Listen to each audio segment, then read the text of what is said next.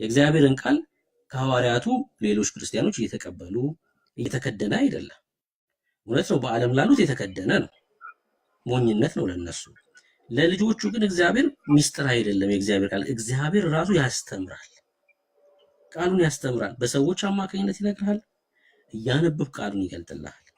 አንተ ግን ይህን አንብበህ አትጠይቀኝ፣ እንዴት እንዳስረዳኝም አላቅም፣ አንተም አይገባህም ካልከኝ ዴቪል ኮድ ነው ማለት ነው። እንደዛ አንተ አይገባህም ማለት አይደለም። አንተ ይሄን ነገር ከልብ ከውስጥ ሰርች ማድረግ አለብህ ራስህ እኮ። አንተ አድሃስ ብራዘር፣ አንድ ጊዜ አንድ ጥያቄ አለ ለአንተ። ኦርቶዶክስን እምነት ተከታይ ነህ? እሱ አንድ ነገር ልንገራችሁ። እኔ ኦፍ ኮርስ ኢትዮጵያዊ ነኝ፣ ቤተሰቦቼ አንዴ እንግባባ። ኦርቶዶክስ እምነት ተከታይ ነህ እኮ? ላስረዳህ እኮ ነው። አይ አንዴ በቃ አታስረዳኝ። ምን ታስረዳኛለህ? ኦርቶዶክስ እምነት ተከታይ ነህ ወይ ነው የምልህ።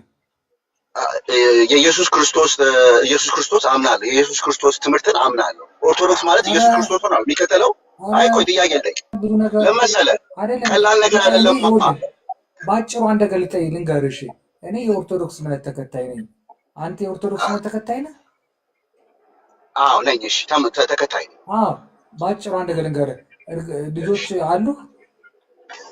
አሉኝ ልጆች። አዎ እሺ ልጆች አሉ። በቃ አሪፍ ነገር። አሁን ምንድን ነው መሰለህ የሚያግባባን ነገር፣ ያው ጊዜውን ታውቀዋለህ አይደለ? ለምሳሌ ኦርቶዶክስ እምነት ተከታዮች ሆነን እኔና አንተ ወደፊት ለልጆቻችን ስናስተምር አንዳንድ ነገሮች ስለ መጽሐፍ ቅዱስ ስራን እናስተምራቸዋለን። አሁን እንደዚህ አይነት ገድሎች፣ እንደዚህ አይነት ነገር ትንሽ ካይምሮ በላይ የሚሆኑ ነገሮች ለምሳሌ ለልጅ ማስረዳት ትችላለህ። ይሄንን የዛሬ ይሄ ነገር በመንፈስ ነው የምትረዳው። አይ መንፈስ እንትን ብለህ ነው ይሄ ጾመህ ጸልይ ካልሆነ ሊገባ አይችልም ምናምን ብትለው ይረዳል። በቃ እሱን እኮ ጥሩ ጥያቄ ነው። እሱ እኮ ችግሩ እኮ መሰለህ ይሄ ቅድም ያልኩት ነገር የአብነት ትምህርት ቤት ይሄ ነገር ትንሽ በ30 ሰከንድ ውስጥ ነገር የአብነት ትምህርት ቤት ለ1600 ዓመት ኢትዮጵያ ውስጥ ስትራክቸር የሆነ ትምህርት ቤት ነበር። ስትራክቸር የሆነ ነው። ለብዙ ዓመት ለ20 ዓመት ሁላ የሚሰጥ ትምህርት ነው። አንዳንድ ሰው 2 ዓመት ተምሮ ይወጣል። መላ ኢትዮጵያ ህዝብ ይወስዶ ነበር ይሄን ነገር ስትራክቸር የሆነ። አንዳንድ ሰው ለዚህ ነገር የበቃው ወደፊት ይቀጥላል። አንዳንዱ ይወጣል፣ አስተማሪ ገበሬ ይሆናል ምናምን ይሆናል። ግን ይሄ ትምህርት ስትራክቸር ነው። አንዳንድ ሰው ሃየር አለው። ልክ በቃ ጁኒየር ሃይ ስኩል፣ ኮሌጅ፣ ማስተርን ሁላ በጣም ኃይለኛ ትምህርት ነበር። የኢትዮጵያ ህዝብ ጠንካራ የሆነው የምናውቀው ላሊበላ ብዙ ነገር የምናውቀው ኢትዮጵያ የምንኮራበት ከዛ የወጡ ሰዎች ናቸው። ይሄንን ያደረጉት ኢትዮጵያ ውስጥ ከአብነት ትምህርት ቤት የወጡ ሰዎች ናቸው። ሁሉም ሰው አብነት ትምህርት ቤት ይማር ነበር። ይሄ ነገር ለምን ቀረ ብላችሁ አስቡ። ለምንድን ነው ይሄ የአብነት ትምህርት ቤት ለ1600 ዓመት ጠንካራ ኢትዮጵያኖችን የፈለፈለ ትምህርት ለምን ቆመ? ትልቅ ጥያቄ ነው።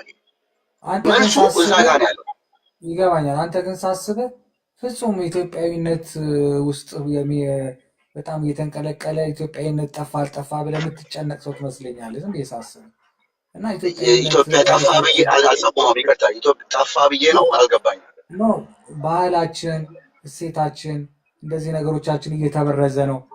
በእርግጠኝነት በውጭ ዓለም ያለውን አንዳንድ ነገር እያየ የምትጸጸትና የምትናደድ ይመስለኛል።